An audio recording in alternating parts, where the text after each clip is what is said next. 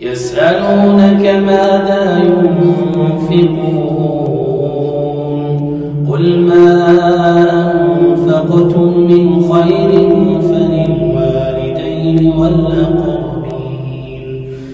فللوالدين والأقربين واليتامى والمساكين وابن السبيل وما تفعلوا من خير فإن الله به عليم. كتب عليكم القتال وهو كره لكم وعسى أن تكرهوا شيئا وهو خير لكم وعسى أن تحبوا شيئا وهو شر لكم والله يعلم وأنتم لا تعلمون. يسألونك عن الشهر الحرام قتال فيه قل قتال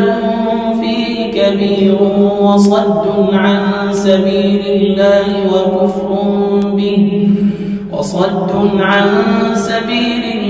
وكفر به والمسجد الحرام وإخراج أهله منه أكبر عند الله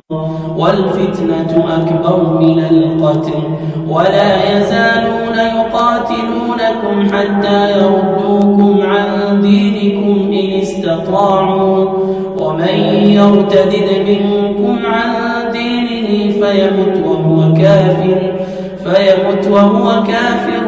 فأولئك حبطت أعمالهم في الدنيا والآخرة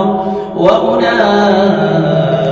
أصحاب النار هم فيها خالدون.